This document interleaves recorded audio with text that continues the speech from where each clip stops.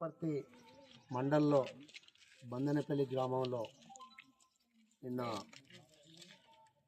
చోటు చేసుకోవటం జరిగింది.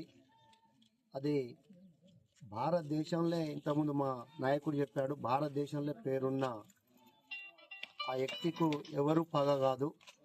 శివాజీ అంటే అందరూ చేతులు దండం పెట్టి మొక్కుతురు.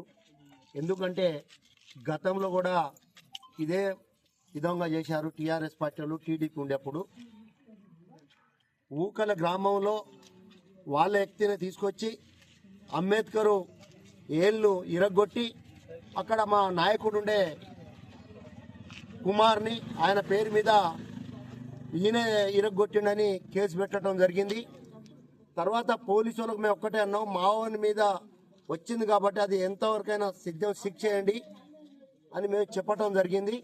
కానీ తర్వాత సర్వేలో పక్కా టీఆర్ఎస్ పార్టీ లీడరే ఇరగొట్టిండని అతనే ఒప్పుకున్నాడు. మరి పోలీసు వాళ్ళు కేసు పెడితే నన్ను టీఆర్ఎస్ వాళ్ళు ఇట్లా చేయమని చెప్తేనే నేను చేయటం జరిగింది, మండల లీడర్లు చెప్తే అని అతను ఒప్పుకున్నాడు. జైలుకు కూడా పోయిండు.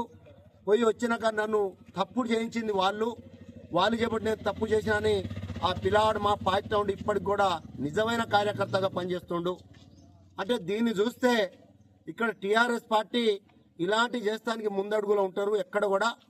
మరి ఒక్కటే, ఇప్పుడు మా పార్టీలో కానీ ఎవరైనా కానీ సర్వే రాకుండా, పోలీస్ సర్వే చేయకుండా, నిర్దోషి ఎవరో తెలియకుండా మీరు మొదలే రుద్దుతారట, అది ఖచ్చితంగా మీరే చేసి ఉంటారు. ఎందుకంటే ఇంతకుముందు చెప్పాడు, దీన్ని మనం పెద్ద ఎత్తున చేయాలంటే ఎమ్మెల్యే మేడాన్ని ఎట్లా పిలుచుకోవాలని కుట్ర పొంది మీరు నిప్పు పెట్టి కవర్ తీపించిన దద్దమ్మలు మీరు. మరి ఇంకొకసారి ఇట్లాంటి తప్పుడు పనులు చేస్తే మాత్రం సహించం.